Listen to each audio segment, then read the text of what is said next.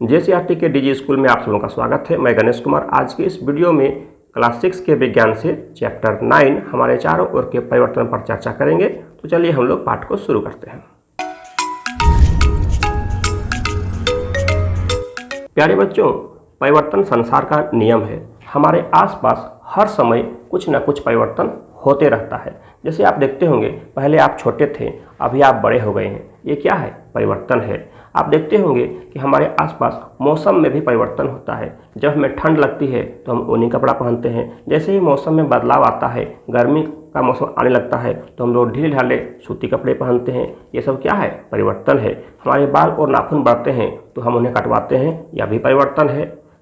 इसी प्रकार आपके घर में आपकी माँ दूध से दही बनाती है, यह भी परिवर्तन है। तो कहने का मतलब है कि हमारे आसपास हमेशा कुछ न कुछ परिवर्तन होते रहता है। अब आप कहेंगे ये परिवर्तन क्या है? परिवर्तन हम लोग किसको कहते हैं? तो देखिए, जब किसी वस्तु की, किसी पदार्थ के रंग में, गंध में, स्वाद में, संरचना में, रूप में बदलाव आता है तो हम लोग कहते हैं कि उसमें परिवर्तन हुआ। ठीक है, मतलब किसी पदार्थ के रंग, रूप, स्वाद, संरचना इत्यादि में अगर बदलाव आता है तो हम कहते हैं कि उस वस्तु में, उस पदार्थ में परिवर्तन हुआ। ठीक है। अब देखिए, बहुत सारे परिवर्तन होते हैं जो अपने आप होते हैं। जैसे मौसम का बदलना अपने आप होता है। पेड़ों में लगा हुआ फल कुछ दिन के बाद पक जाता है, ये परिवर्तन भी अपने आप होता है। लेकिन कुछ वैसे भी परिवर्तन होते हैं जो अपने आप नहीं होते हैं, बल्कि उन्हें कराया जाता है। जैसे दूध से दही बनना, तो दूध से दही अपने नहीं बनता है। दूध में जब हम लोग बाहर से थोड़ी मात्रा में दही मिलाते हैं तब वह सारे के सारे दूध को दही में बदल देता है। इसी प्रकार से अगर मोमबत्ती को हम लोग को जलाना है तो हम लोग माचिस से उस पर आग लगाते हैं, तब मोमबत्ती जलता है। तो ये सब क्या है? ये सब कुछ वैसे परिवर्तन है जो अपने आप नहीं होते हैं, बल्कि उन्हें कराया जाता है। ठीक है। अब देखिए, जितने सारे परिवर्तन होते हैं उन परिवर्तनों में से कुछ परिवर्तन हमारे लिए बहुत ही लाभदायक होते हैं। जैसे फलों का पकना हमारे लिए लाभदायक है, लेकिन इसके विपरीत कुछ परिवर्तन वैसे होते हैं जो हमारे लिए लाभदायक नहीं होते हैं, बल्कि हमारे लिए वो हानिकारक होते हैं। जैसे भोजन का खराब हो जाना। आपने देखा होगा कि गर्मी के दिनों में अक्सर हमारा भोजन जो है वो खराब हो जाता है। क्यों? क्योंकि गर्मी के दिनों में तापमान अधिक होता है, जिससे कि सूक्ष्मजीव ज़्यादा क्रियाशील होते हैं और हमारे भोजन को संदूषित कर देते हैं, खराब कर देते हैं। तो भोजन का खराब हो जाना, सड़ जाना, यह भी एक परिवर्तन है, लेकिन यह परिवर्तन हमारे लिए हानिकारक है। अब देखिए, इतने सारे परिवर्तन जो हम लोगों ने देखा, क्या ये सारे परिवर्तन एक समान है या फिर उनमें कुछ भिन्नताएं हैं? तो हम लोग कुछ क्रियाकलाप के माध्यम से, कुछ एक्टिविटी के माध्यम से हम लोग करके देखते हैं कि ये सारे परिवर्तन जो हैं इनमें समानताएं क्या है और इनमें भिन्नताएं क्या है। तो चलिए हम लोग कुछ एक्टिविटी के माध्यम से देखते हैं। देखिए, आप देख सकते हैं ये एक बैलून है। आप सभी बैलून से परिचित होंगे, आपने जरूर मेला में बैलून खरीदा होगा। तो आज देखिए, हम लोग इस बैलून को फुलाते हैं।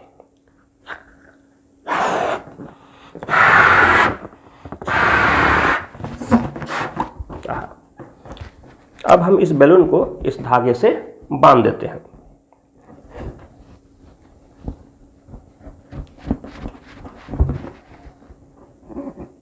ठीक है। अब देखिए, जैसे ही हमने इस बैलून को फुलाया तो क्या इसमें कुछ बदलाव आया, कुछ परिवर्तन आया? बिल्कुल आया। अब देखिए, पहले बैलून इस तरह का था, छोटा सा आकृति का था, इसका शेप छोटा था। अब जब इसमें हवा भर के फुलाया गया तो इसके आकार में परिवर्तन आया, इसके आकृति में परिवर्तन आया। तो कहने का मतलब है कि इस बैलून में परिवर्तन हुआ। ठीक। तो हमने क्या देखा कि जब बैलून को हवा भर के फुलाया गया तो उस बैलून में परिवर्तन हुआ, मतलब उसमें कुछ बदलाव आया। अब चलिए हम लोग एक दूसरे एक्टिविटी को देखते हैं। देखिए, ये आप देख सकते हैं, मेरे हाथ में एक पेपर है और इस पेपर से मैं बहुत सुंदर जहाज बनाऊंगा। आप सभी लोगों ने कागज़ का जहाज जरूर बनाया होगा। तो चलिए कागज़ का जहाज बनाते हैं। ये देखिए, आप देख सकते हैं मेरा जहाज बनके तैयार है। ये बहुत ही सुंदर जहाज है और अब उड़ने के लिए तैयार है। अब देखिए, जब इस पेपर से जहाज बनाया गया तो उस पेपर में क्या परिवर्तन हुआ, क्या बदलाव आया? तो देखिए, पहले पेपर इस तरह से था। ये A4 साइज का एक पेपर है, आयताकार पेपर है, और उसका आकार इस तरह से बदल गया। मतलब जब हमने इस पेपर से जहाज बनाया तो उसके आकार में बदलाव आया। पहले ये आयताकार था, अब ये देखिए जहाज के शेप का आ गया। ठीक है। अब चलिए हम लोग चलते हैं अपने तीसरी एक्टिविटी की ओर। देखिए, अभी आप देख सकते हैं ये आटे की एक लोई है। आटे की लोई आपने ज़रूर देखा होगा। आपके घर में जब रोटी बनता है, आटा गूँथा जाता है, तो आटा को गूँथने के बाद उसके छोटे छोटे लोई बनाए जाते हैं और उसके बाद उससे रोटी पकता है। ठीक है, तो अब देखिए ये जो आटे की लोई है अभी ये गोल है। अब मैं इसे क्या करता हूँ, इसको मैं रोटी का आकार देने का प्रयास करता हूँ, मतलब इसको मैं थोड़ा सा फैलाता हूँ। हालांकि ये काम घर में चकला और बेलना की सहायता से होता है। अभी मेरे पास चकला बेलना के जगह पर मैं इसे हाथ से ही बड़ा कर रहा हूँ। अब आप देख सकते हैं मेरे हाथ में ये लगभग देखिए पूरी के आकार का हो चुका है। तो जब ये आटा की लोई इस आकार में बदल गया तो इसमें क्या परिवर्तन हुआ, क्या बदलाव आया। तो पहले आटे की लोई जो थी वो गोलाकार थी, अभी देखिए ये वृत्ताकार हो गई। तो इसका मतलब हुआ कि जब हमने उस आटे की लोई पर बल लगाया तो बल लगाने से उसकी आकृति में परिवर्तन हुआ और उसका आकृति क्या हो गया, यह फिर वृत्ताकार हो गया। पहले वो क्या था, गोलाकार था। ठीक है, तो अभी हम लोगों ने 3 एक्टिविटी देखा। पहला एक्टिविटी क्या था, हमने बैलून को फुलाया और उसके आकृति में परिवर्तन किया। दूसरा एक्टिविटी हमने कागज़ के टुकड़े से जहाज बनाया, उसकी भी आकृति में परिवर्तन हुआ। और तीसरा एक्टिविटी क्या था, आटे की लोई से हमने पूड़ी बनाया। ठीक है, अब एक सवाल मैं आपसे पूछता हूँ कि क्या इन सभी चीज़ों को उनके प्रारंभिक अवस्था में लाया जा सकता है? क्या मैं इस बैलून को फिर से पहले जैसा बना सकता हूँ? क्या मैं इस जहाज से पहले जैसा कागज़ प्राप्त कर सकता हूँ या फिर इस पूड़ी से पहले जैसा आटे की लोई प्राप्त कर सकता हूँ? इसका उत्तर है हाँ, बिल्कुल किया जा सकता है। कैसे करेंगे, सिंपल है, देखते हैं। अभी देखिए हमने जिस तरह से बैलून में हवा भरा था, अगर मैं उसकी हवा को निकाल देता हूँ, अब देखिए फिर से बैलून अपने प्रारंभिक अवस्था में आ गई। जैसा पहले था फिर उस तरह से बैलून हो गया।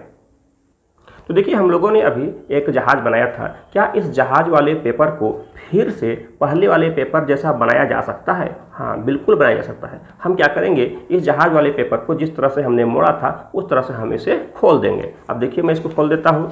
जैसे मैं इसे खोलता हूँ तो खोलने के बाद क्या होगा, फिर से हमें वही पेपर मिल जाएगा जो पहले था। मतलब इसको हम प्रारंभिक अवस्था में ला सकते हैं। क्या थी, ये जो आटे की लोई थी, इसको मैं फिर से इस तरह से मिलाता हूँ तो मुझे फिर से वही गोल आटे की लोई प्राप्त हो जाएगी। आप देख सकते हैं ये आटे की लोई पहले जैसा प्राप्त हो गया। तो इसका मतलब हुआ कि इन सारे परिवर्तनों को हम लोग इनके प्रारंभिक अवस्था में ला सकते हैं। चलिए अब इन्हीं क्रियाकलाप को, इन्हीं एक्टिविटी को एक अलग तरीका से करके देखते हैं और फिर देखते हैं तब क्या होता है। तो अभी जिस बलून को हमने लिया था मैं उसे फिर से फुलाता हूँ।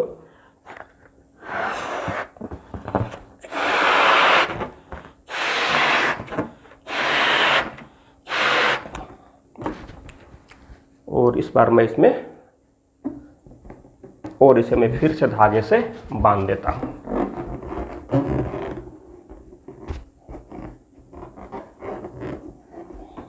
ठीक है, तो ये फिर से बैलून बन गया। अब मैं इस बार क्या करता हूँ, इस टूथपिक की सहायता से, टूथपिक जिससे हम लोग दांत खोदते हैं उसकी सहायता से मैं इस बैलून को फोड़ देता हूँ। ये बैलून तो फूट गया। अब देखिए जब ये बैलून फूट गया तो इसका आकृति इस तरह से हो गया। अब ये आधा हिस्सा इसका उड़ गया। ठीक है, तो ये हुआ एक क्रियाकलाप। अब चलिए मैं आपसे एक क्वेश्चन पूछता हूँ कि क्या इस फूटे हुए बैलून से फिर से पहले जैसा बैलून प्राप्त कर सकते हैं क्या? बिल्कुल नहीं, इस फूटे हुए बैलून से हम पहले जैसा बैलून प्राप्त नहीं कर सकते हैं। अब चलिए हम दूसरी एक्टिविटी को फिर से करते हैं। अभी देखिए हमने इस पेपर से जहाज बनाया था और जहाज बनाने के बाद हमने उस पेपर को फिर से खोल दिया था तो फिर से हमें पहले जैसा पेपर प्राप्त हो गया था। अब मैं क्या करता हूँ, इसी पेपर पर मैं एक और क्रियाकलाप करता हूँ। चलिए देखते हैं। अब मैं क्या करता हूँ, इस पेपर को मोड़ लेता हूँ और इसमें से एक सुंदर सी आकृति काटूंगा।